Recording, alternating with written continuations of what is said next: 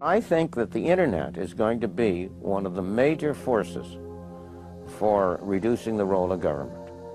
The one thing that's missing, but that will soon be developed, is a reliable e-cash, a method whereby on the internet you can transfer funds from A to B without A knowing B or B knowing A.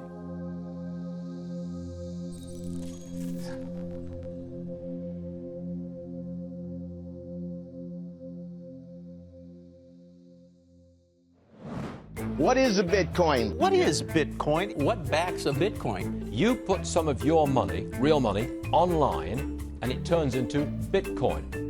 I don't even know why we call them coins, except that they call it coins in the name. I think Bitcoin has turned into a massive multiplayer online game where speculators are trying to out-speculate each other. Is it a means of exchange or an asset class? I see you taking my real dollars, and then you give me virtual money in return. Thanksgiving dinner, my grandmother asked me, what the heck is this Bitcoin stuff anyway, right? And I said to her, do you remember when Visa cards first came out? You were used to paying with cash or with a check, and then a Visa came out. It was this weird payment system that you didn't understand. And she said, yeah, I remember that. I said, well, Bitcoin is just the next evolution of another payment system. Bitcoin. By now, you've probably heard of it. The wild fluctuations in its price has gained the attention of the mainstream financial media. But Bitcoin is much more than just your average investment. Beneath all the hype and hysteria lies what could be the most important technology of our lifetimes. So what exactly is it? To fully appreciate the characteristics that make Bitcoin a potentially world-changing technology, we first need to understand what money is. Currency started developing 6,000 to 9,000 years ago, some sort of medium of exchange, and people used something of value. Societies around the world, though, started to select gold and silver as their primary currency about 3,000 years ago, and then about 680 BC, they became money when they were minted into coins of equal weights. Governments started creating representative currencies where you deposit your gold and silver, or they have gold and silver in the treasury and they come out with notes that are basically a claim check on the gold. So they're supposed to be as good as gold because you can always convert them into gold. Throughout history, precious metals were chosen as money, not through government decree, but because of their unique features. Gold is rare, easily recognizable, portable, durable, and divisible. Above all, because gold is difficult to find and labor-intensive to mine, refine, and mint, it has always been perceived as a store of value.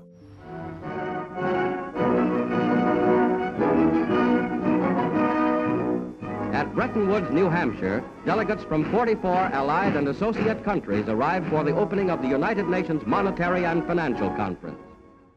In modern history, as World War II was coming to an end, in 1944, the Allied nations met at the small town of Bretton Woods, New Hampshire. Here, they drafted a new financial system, which would stabilize the world's financial system once the war ended. With the United States poised to enter a golden age of prosperity, the U.S. dollar was chosen to be the world's reserve currency. The Bretton Woods system was created after the Second World War at the Bretton Woods Conference in New Hampshire. And rather than using gold as the means of exchange between countries, as was the case under the old gold standard, the dollar was going to be used. The dollar was chosen because back then it was as good as gold. Under this new system, the countries of the world would tie their currencies at a fixed rate to the U.S. dollar. And because most of the world's gold was held in U.S. vaults, the U.S. dollar would be backed by gold at a fixed price of $35 per ounce. This created a system where the currencies of the world were effectively backed by gold through the U.S. dollar. I have directed Secretary Connally to suspend temporarily the convertibility of the dollar into gold or other reserve assets. The Bretton Woods system lasted for about 25 years, but in August of 1971, President Richard Nixon called for an emergency press conference where he announced foreign countries would no longer be able to convert their U.S. dollar holdings into gold. This surprise move would come to be known as the Nixon shock. With this one announcement, President Nixon effectively created our current monetary system, a system where no currency is backed by gold or anything of value. This is what is known as a fiat currency. Fiat currency is currency that's backed by nothing except government promises. The word fiat is a Latin word, and it basically means currency that's circulating by force. If people have confidence in that currency, and if there's enough government force, that will enable the currency to circulate for a period of time until people lose confidence in the currency. Money is a medium of exchange, and the way it has evolved is that it's always something of intrinsic value until the modern age, when the politicians say, well, we don't need anything of intrinsic value anymore. All we need is political decree. We can say this is money, this piece of paper is money. Now money has a new characteristic. But underneath it all, there's this same concept in place that nobody ever seems to challenge, and that is that governments have a right to declare something of no value to be money, and you must accept it. That's really the problem, and it's still the problem today. Without anything tangible backing the currencies we use today, governments around the world have been able to issue unlimited amounts of new currency without restraint. And with the advent of the digital age, currencies around the world are now digits in a global banking database. So what is Bitcoin? Well, simply put, it's a digital currency, much like the electronic currency we use today. But it's also the payment network which facilitates the transfer of this new digital currency from one person to another. Bitcoin's a new internet protocol that enables the transmission of value over a communications channel. You can think of it like being able to send a gold coin as easily as you send an email. You can send any amount of money to anyone in the world, anytime, can't be seized, can't be confiscated, can't be frozen. Very useful technology. So Bitcoin is a digital currency and it is a payment system. So it's a payment system in the same way that bank networks are, or PayPal. Those are all payment systems. But it's also a currency. So PayPal and banks use the dollar as their currency. The Bitcoin payment system uses Bitcoins as its currency. So they both have the same name.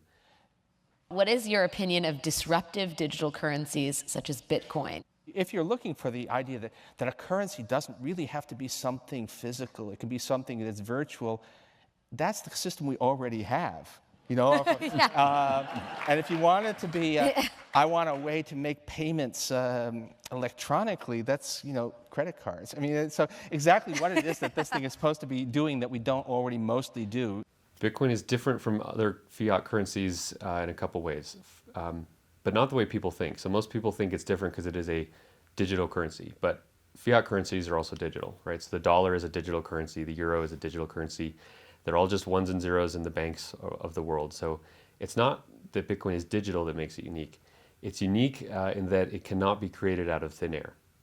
So dollars, euros, yen, these can all be created out of thin air by people who have permission to do so, which is generally a central bank. Bitcoin has no ability to create it out of thin air. So it is a scarce digital asset. Unlike the banking system we currently use, where bureaucrats meet behind closed doors and determine and regulate the supply of new currency, mathematics and cryptography are used to regulate the creation of new bitcoins. The Bitcoin network is decentralized, meaning that instead of transactions and account balances being stored on a central computer or database, Bitcoin's ledger of accounts, more commonly known as the blockchain, is distributed across tens of thousands of computers around the world. There's something called Napster. We all remember Napster. We could download music and movies from Napster, but after a while it got so big and popular, the government came in, shut it down because of copyright infringements. No more Napster, right? So then somebody created something called the BitTorrent network. What's this? This is a software people run on their computers that allows people to file share. So if you run this software, you can go to things like Pirate Bay or Views or BT Junkie, and you can download any music or any movies you want, and they can't stop it because it's not a centralized location. Well, Bitcoin is the currency that runs on the BitTorrent network. Why was gold and silver considered money for the last 4,000 years is because it took work and effort to make that nice, beautiful coin. They had to dig it out of the ground and refine it, and the crucibles and the furnaces, and stamp it into a nice, beautiful coin. And that took work. So you didn't have to trust anybody that they were going to work for you. The work was already done. Well, Bitcoin, proof of work, is the same thing, right? You have to hash away and solve all these math problems. You have to have the chips and the electricity and yada, yada, yada to create a Bitcoin. It would cost today about $800 to make a Bitcoin. I believe that Bitcoin has multiple levels of intrinsic value. The properties like being unconfiscatable, properties like this censorship-resistant value transfer that no one can stop you from sending. More importantly, what gives it intrinsic value is the productive capacity and the brain power of some of the brightest developers in the world that have chosen to work on this open source protocol. And this productive capacity of some of the brightest minds that are building it is what truly gives it value. All Bitcoin transactions are cryptographically verified by thousands of computers on the Bitcoin network. These very powerful computers, known as miners, expend a massive amount of energy and processing power to verify the integrity of each and every transaction. So the miners basically validate transactions. All these transactions are flying around, and they have not yet been formally vetted by the network. If the miner believes the transactions are valid, it will put them in the block, and the block then becomes part of the blockchain. And over time, that becomes the record of truth. And so what that means is that if you receive Bitcoin and a few blocks happen after you receive it, no one can ever take that money away from you because the blocks have been stuck into the blockchain, they can't be reversed, and you know that the money is truly yours. The decentralized nature of the Bitcoin network eliminates a single point of failure and makes it impossible to be hacked or to be shut down. Bitcoin transactions are transmitted peer-to-peer without the need for a third party, meaning that the user is in complete control of their money. It's impossible to be shut down. That's the beautiful thing about it. There is no Bitcoin place. You can't shoot Bitcoins. It has no center of gravity. It has no headquarters. You can't shut it down. The only way you could is to shut off the internet.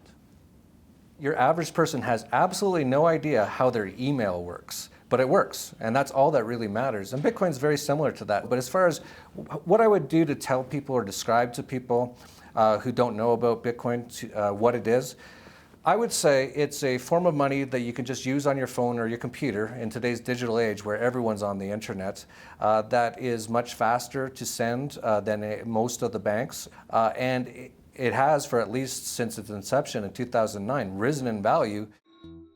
For new users, the inner workings of Bitcoin can be quite complex and daunting. But what's important is how this revolutionary technology changes how money is transferred globally. Right now, every single payment that you make to another person goes through an intermediary.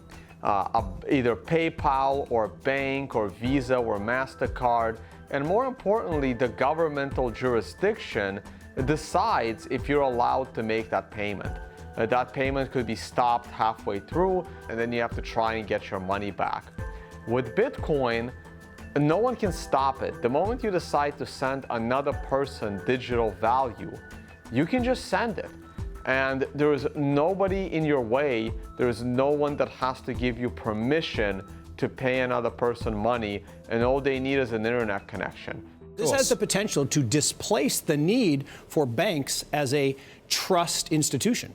If you and I exchange currency or have commerce using Bitcoin and it goes on the ledger, on the blockchain, we don't need a bank to confirm that that is a valid transaction. One of the differences between Bitcoin and the banking system is it doesn't require a third party to perform. When you make a deposit into a checking account or a savings account, you are actually loaning the bank your currency. They now have title to it, and they have a liability on their books to pay you back one day, but they get to do anything they want with it. And you have this intermediary, this third party, counterparty that has to perform for you to be able to get your currency back. Cryptocurrencies invert the power structure. It isn't a few people at the top controlling a whole bunch of people at the bottom. The power goes to the individual.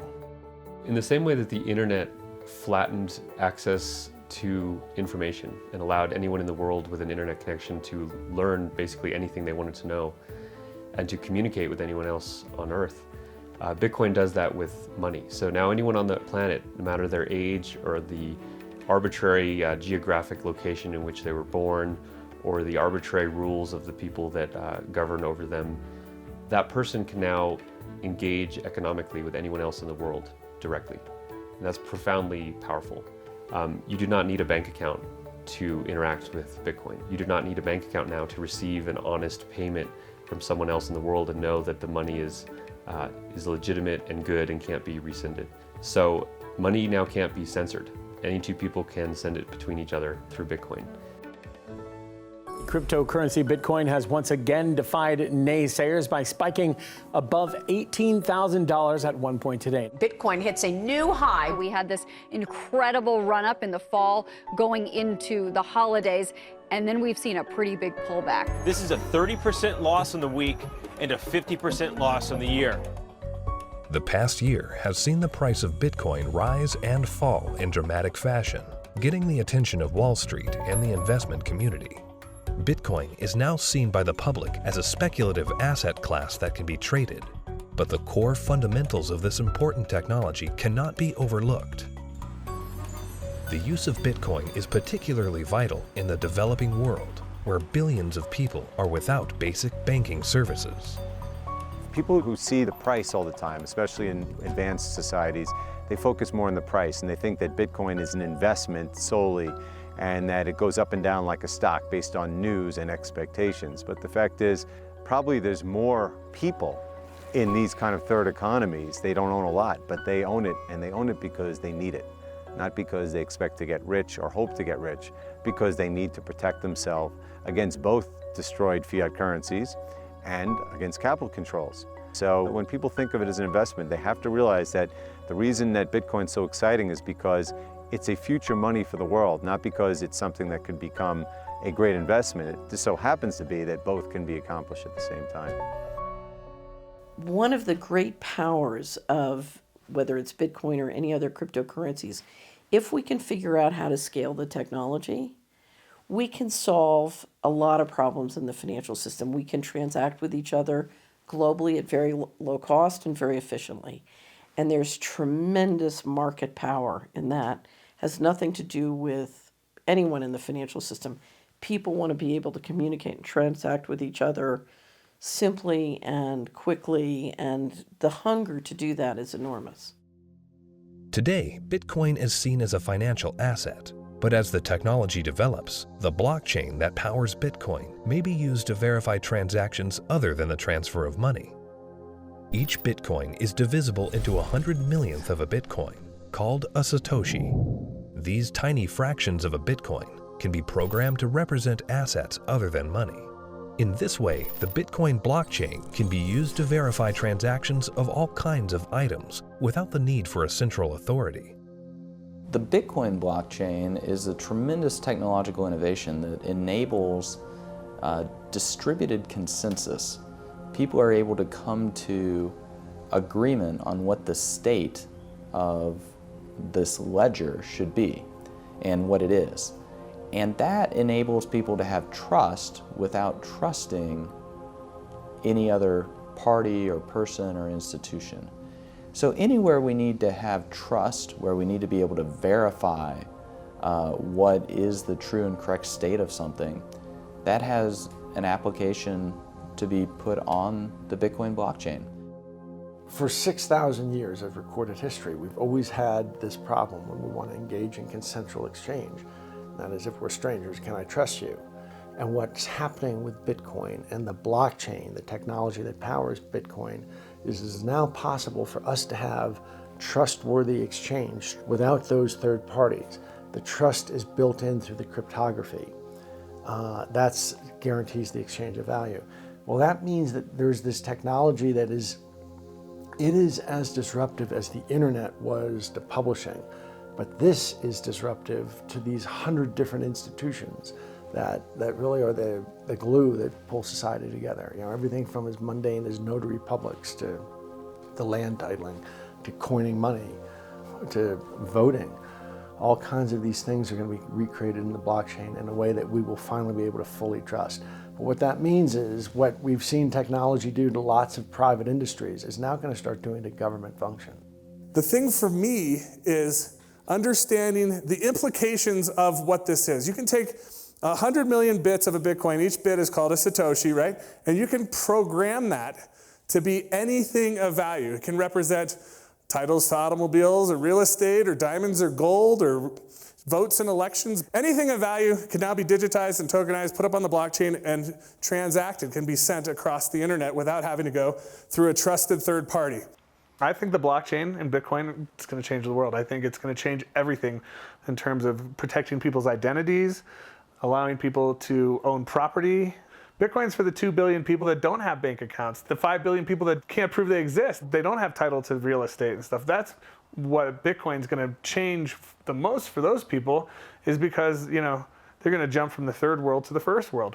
It's really going to revolutionize Latin America, Africa, Southeast Asia, where people can finally now own real estate. We can have a transparent election that can't be hacked. Imagine. That's going to change the world in and of itself. Tempers are beginning to flare. These people have already been in queue for more than 3 hours now. Carrying currency notes, the government suddenly banned on Tuesday night. Because anyone can start using Bitcoin by simply installing an app on their phone, Bitcoin can be used by the developing world to protect their wealth from unstable currencies and government control. We're seeing it behave as a crisis currency in Venezuela, in Nigeria, in Zimbabwe. When these countries can't get a grasp on their own monetary policy, people flood to Bitcoin. The fate of the unbanked and underbanked population no longer lies in the hands of corrupt governments, centrally planned economies, and central banks. There's a new option, a plan B. Personally, I live in the United States, and a lot of people in the US get bank accounts very easily, have credit cards, debit cards, and all of that, and they don't find that there are too many frictions and pain points. But in a country like India, there are 233 million individuals who are unbanked, who don't have access to a traditional financial infrastructure, and so they're operating cash payment to cash payment. But Bitcoin has become a game changer. So individuals, in essence, can hold on to it, they can spend it, they can transfer it internationally. There are so many use cases. Currently, Bitcoin transactions can sometimes carry a significant fee, making it unsuitable for use for small transactions. But Bitcoin is programmable money, meaning that new layers and technologies can be integrated into it. In the near future, one such development, called the Lightning Network, will help reduce the cost of Bitcoin transactions. At the moment, Bitcoin is actually suffering from being too popular. One of the challenges that Bitcoin has is every transaction needs computational power to process. So at the moment, Bitcoin can settle about 4 to 7 transactions a second. And in the future, each of those 4 to 7 transactions a second can contain 1 million transactions within it. And that's what the second layer and Lightning is trying to do. It will just make it so much more efficient and so much cheaper for the average person. The integration of the Lightning Network into the Bitcoin protocol will scale Bitcoin into a fast, cheap, and efficient payment system. Once implemented, this will have enormous implications for the developing world. One of the stumbling blocks to doing international business is the payment system. And to be honest, if you're taking credit cards from some countries, those countries are so associated with fraud that your rates on all credit cards you take just become astronomical, and it becomes prohibitive. Something like 33% of the credit card transactions coming out of Africa are fraudulent. So nobody wants to take business from Africa. It's just too risky. With Bitcoin, you know the funds are good. So as a merchant, yeah, pay with Bitcoin. I'll sell anything you want, that's legal to Africa. That has tremendous implications, to be able to get access to these types of products and services so seamlessly. And then they're able to start having property rights. And property rights is really what's going to help lift them up out of poverty. Closer to home, in today's digital world, governments have started to phase out cash, replacing it with digital currency. In this environment where concerns over personal privacy are very real, Bitcoin provides monetary sovereignty outside the control of government policy. When you have a situation where the government is trying to control, they don't want people to have the means of hiding anything from them. Not just from a tax standpoint, they want to know what everyone's doing in Big Brother fashion. So, the way that I look at Bitcoin is it's the ultimate monetary weapon that the people have never had in history. Every government in the world wants to go cashless. One of the reasons is that in a cashless society, you are not able to exit the banking system. When people panic, they run to the ATM machines, they run to the bank and they withdraw money. The other thing is the governments are starting to run out of money. And governments don't build anything. They just use other people's money. So they are treating everyone as a tax evader. I believe the main reason why Bitcoin is so popular and important is not because of its finite supply and being gold. It's because of anti-money laundering laws preventing people from doing what they want with their money. One of the main functions of government is to create currency. And Bitcoin is successful only because of its potential for circumvention, lack of oversight. So it seems to me it ought to be outlawed. It doesn't serve any socially useful function. As to whether or not Bitcoin is illegal or should be seen to be illegal, cash has been used for a whole heck of a lot more illegal things than Bitcoin has through the years and still is today. Cash is untraceable, it's easily transportable, nobody knows where that dollar has been and how it's been moved from hand to hand to hand. So it's just a matter of making that connection that a cryptocurrency is really not a new thing. It's just a different version in a digital form of something that's existed in our society and legal structures for millennia. Bitcoin is shifting the paradigm and challenging the legacy financial system. Recently, Jamie Dimon, chairman and CEO of JP Morgan Chase, America's largest bank, was quoted calling Bitcoin a fraud. Why is Bitcoin a fraud? Here's the reason. Governments, the first thing they do is form a currency. They like to control the currency. They control it through a central bank. They also like to know who has it, where it is, where it's going. Wait until someone gets hurt. Wait until it's used for illicit purposes, which it is somewhat used for illicit purposes. They close it down. You got people like Jamie Dimon, a serious guy, calling it a fraud. Calling a fraud? You mean like there was hundreds of billions of dollars of securities that Jamie Dimon sold the public a decade ago called mortgage-backed securities? He's calling Bitcoin a fraud? Is that going to go to zero like his securities that he sold the public? First with respect to asking a banker about whether they like Bitcoin or not, that's kind of like asking a king, do you like democracy? It's just so thoroughly frustrating and insulting when people who know very little about what we do watch an up-and-coming technology and have the audacity to call us all criminals.